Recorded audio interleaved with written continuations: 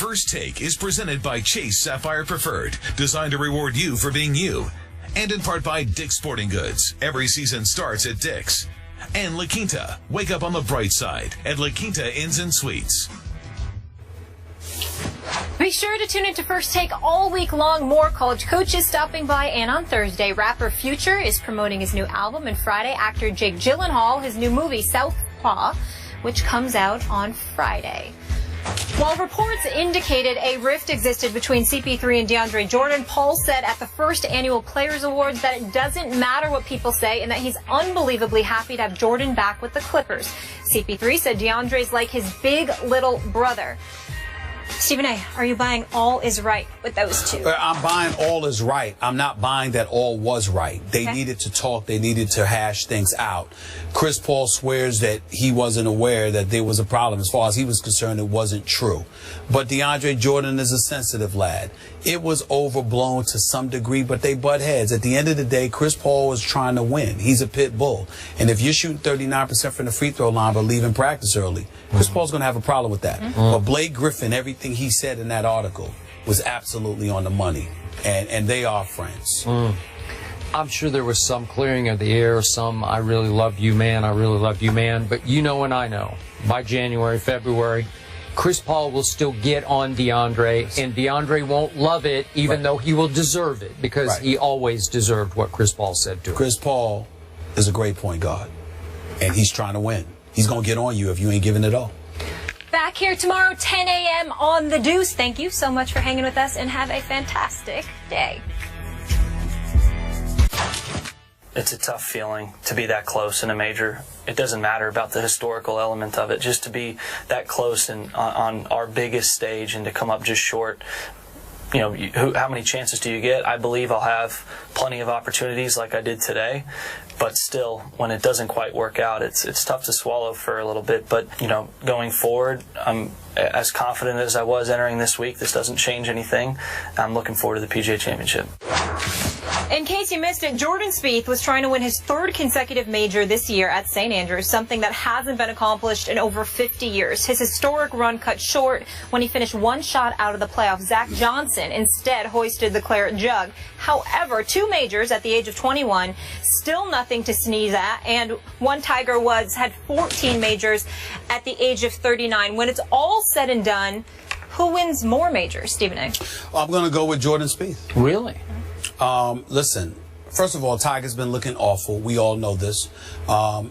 People want to point to, I had a call on my radio show, Sirius XM Mad Dog Sports Radio, 1 to 3 Eastern Time every weekday. Channel 85. Channel 85. Channel 85, even though they're about to switch Channel 82 in about a month or two. But we're getting into that later. 85 for now. 85 for now. Here's the deal. When you look at Tiger, his greatness cannot be denied. 79 titles, 79 tournament wins, 14 majors. It is what it is. He was nothing short of spectacular, but he seems to be a shell of himself. In order for him to get it back, you have to assume 3 things. Number 1, his head case issues will be completely resolved. Number 2, his health issues will be completely resolved. Okay? And number 3, that age and attrition, a.k.a. Father Time, will be defeated. Who's beating Father Time? I can't see it. Now, this is the sport of golf. People have won beyond the age of 30, beyond the age of 40. I'm not saying that. I'm saying, did they come up from the abyss of where he's at? I don't believe so. So that's point number 1. Point number 2, when we look at Spieth, this is where things get interesting for Spieth. Watching him yesterday, Skip, the 50-foot putt on 16, it was spectacular. Then he turned around and bogeyed 17. I was doing play-by-play on my radio. Wait, you were doing Stephen A. Smith doing play-by-play of golf on his radio show? You know, Skip, I got to get a tape. Skip, I got to get your link. You'd have been proud of me. You'd have been proud of me. I'm trying to tell you. I was doing play-by-play. This is unbelievable. I loved every moment. Actually, I was really enjoying myself doing it. It was a lot of fun. It could be straight comedy, too. It could be. It could be. We should post it on Funny or Die, right? Combination of both, but the difference is it wasn't like I didn't know what I was talking about because I was watching, and obviously I've learned so much of the game from you, so I'm good. I'm straight. I'm straight. But the point is that watching this stuff, watching it unfold, here's what I love about Spieth. His skill set can't be denied. But what I really like about him is that the quality of his game elevated the more ticked off he got. Yep. And then he had tied Leishman, you know, and Zach Johnson on the leaderboard, both 15 under before he bogeyed. He did. Okay. What I'm saying is I'm watching this stuff unfold, and I'm like, wait a minute. He's already got 2 majors. He's going for history here, trying to get 3 in a calendar year. Nobody has done it since Ben Hogan in 1953. You know, nobody has ever done it in a calendar year. And on top of it all, in terms of the Grand Slam of golf, only 5 people in the history of the game have done it, period. And none of them have done it in a calendar year. So all of this stuff is creeping up. And here is Spieth just going methodically about the business of doing what he does. That impressed me. And that shows the mental fortitude, not just the skill. Then we have to take into account that although he's 21, and we don't want to be presumptuous in terms of what his behavior may be, because he is a young man, single, free to do what he wants to do and shouldn't be judged in any other way. But he has a long-time girlfriend. But yeah, he has a long-time girlfriend. I'm simply saying that one would assume, based on all we've heard about him, that he's pretty level-headed. So if he's pretty level-headed, then the only question is, can he stay healthy? Because his game ain't going to go anywhere.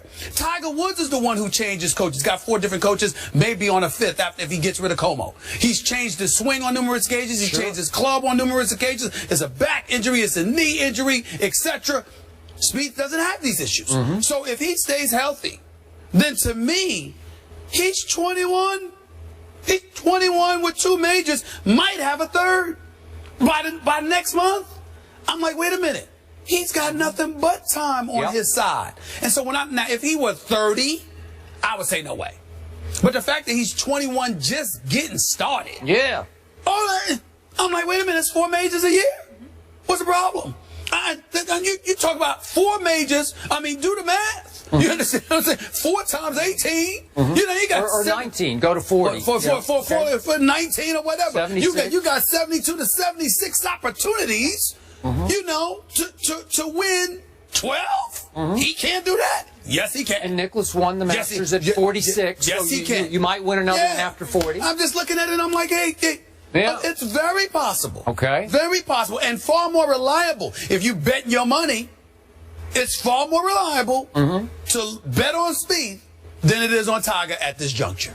Absolutely. So, Molly, quick backstory here. Yeah. Stephen A. Smith asked to go first on this question because he told me he didn't have that much to say, so he'd start and I could finish. I'm sorry, man. I'm sorry, man. You had a lot to say. I'm sorry, man. Hey, you know your golf, man. You become a golf nut. Stephen A. Smith. Look what you created. I wouldn't say that. Listen, man, I've always been a great student. When it comes to golf, you're the teacher, I'm the student. I will You're learning rapidly. And then you just the way you've learned about basketball. I mean, you actually are allowed to talk about basketball. Shots fired. Yeah. But you forgot. You You were still in diapers. That's right. But you actually forgot. You actually I forgot all that. And I reeled you back to the modern day era. That's all.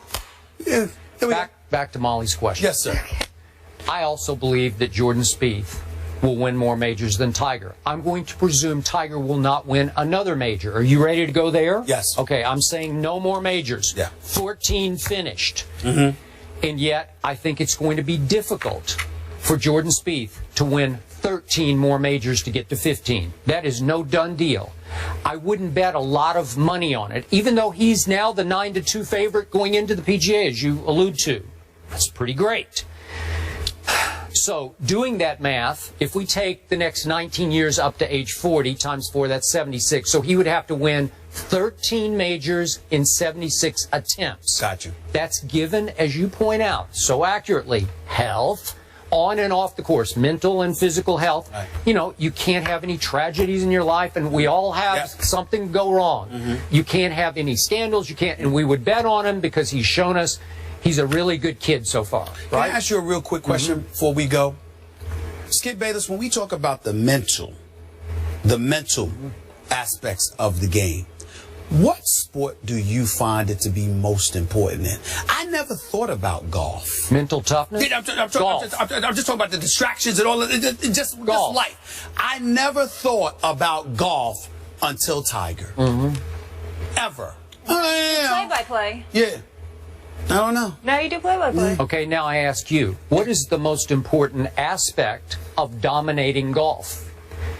It's not hitting it off the tee. I'm going to go back to the oldest cliche in golf. You drive for show, but you putt for dough. Right. Okay, so it's putting. What did Tiger Woods do most dominantly during his? He was an all-time great putter.